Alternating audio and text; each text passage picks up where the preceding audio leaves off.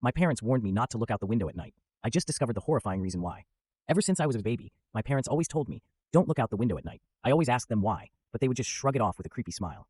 As I grew older, I stopped questioning it, but I just never could have guessed the horrifying secrets my parents were hiding. Everyone in my town also followed this weird tradition, so I thought it was normal. That was until I went to college and noticed that none of the other kids were like this. So during Christmas, when I went to my parents' house, I remember them telling me not to look out the window. I gave them a smile and a small chuckle before telling them I wouldn't. However, curiosity struck me the moment they left the room. As I lay in the dark, I came to a decision. I was going to look out of the window. Just as my hand came to the sheer white curtain of the guest room, I paused. My mind flashed to that one time when I was 12. My parents were talking in the kitchen. I was home with the flu and was about to make my way to the sink for some water. But I stopped at the doorway. I hid behind the wall, peeking my head out from the doorway just an inch. My mother was crying, and my father was holding her and rocking. That poor little girl. I feel horrible for her family, whispered my mother. My father just nodded and continued holding her. I went back to my room after that. Several hours later, my dad came up to my room with several pieces of wood and boarded up my windows. What are you doing that for, Dad?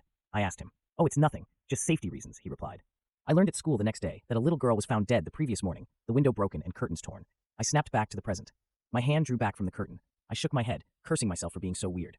What was the worst that could happen? It was just a window. I immediately regretted my decision as I heard claws clacking up the house. I flung myself out of bed, tumbling on the floor. I stood up and got back up on the bed. I stuck my face closer to the window. As the clacking got closer and closer, it suddenly stopped for a second before the most terrifying creature popped up from outside, emitting a horrible shriek as it did so. I can never forget its face, the way the hollow eyes oozed some kind of black substance like tar, and the way its lips were pulled back into a gruesome grin. The teeth blood-stained and razor-sharp.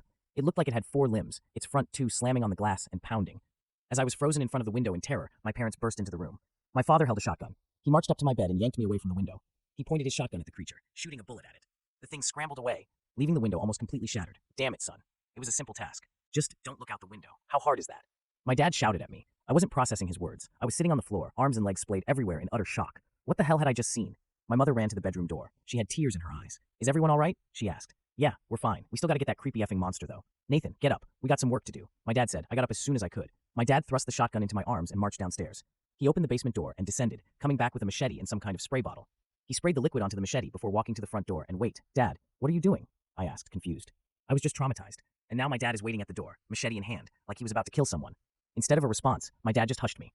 The house was quiet for several seconds before a loud banging and howling came at the front door. We heard a rip, and we knew the screen door was no more. The wood of the interior door started to splinter, and I took a few steps backward. My dad glared at me. Nathan, now is not the time for this. Point the goddamn gun and get ready to shoot. I aimed the gun at the door, trying to find the spot where the howling was coming from. The door was strong, but it wasn't indestructible. The creature burst through the door, and I pulled the trigger. In a moment of terrified panic, my dad knelt down and brought his machete down on the abomination's head.